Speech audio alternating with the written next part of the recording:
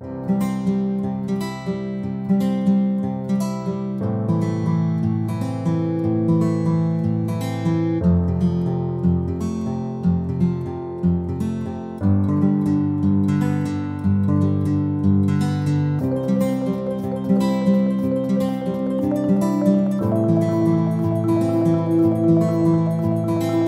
fois que la vision a été exprimée, qu'on a délimité un terrain ou une zone, on va donc entamer une communication avec les citoyens et les propriétaires des bâtiments qui se trouvent dans la zone qu'on a délimitée, dans ce cas-ci, l'écoquartier. Donc, une fois la communication établie avec les citoyens, il est important d'aller voir et de connaître l'histoire également, soit du citoyen lorsqu'il nous en a parlé, ou bien non d'aller sur les lieux des terrains qui feront partie de l'écoquartier.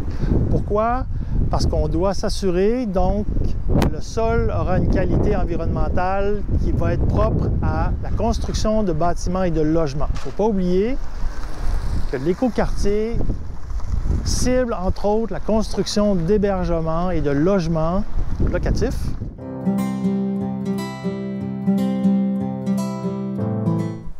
Une fois que les caractérisations environnementales ont été faites, si les résultats nous montrent qu'il y a une contamination, alors il faudra prendre action, c'est-à-dire de décontaminer les sols où est-ce qu'il y aura des constructions d'habitation.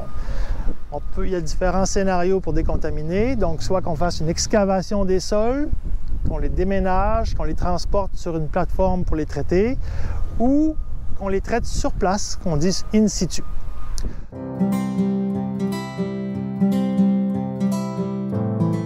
Une fois l'exercice de décontamination réalisé, on va s'assurer de rendre les terrains donc propres à la construction des bâtiments. Pour nous permettre de faire toutes ces étapes, c'est-à-dire d'analyser les terrains, de les décontaminer, la municipalité a reçu une subvention du ministère de l'Économie, de l'Innovation et de l'Énergie, une somme de 10 millions de dollars. Avec cet argent-là, ça nous permet de payer les gestionnaires de projets, les avocats, les notaires, les experts en environnement, les entrepreneurs généraux qui vont traiter les sols et même ceux qui vont nous permettre d'aménager les sols en vue d'avoir des terrains qui sont propres à la construction de bâtiments.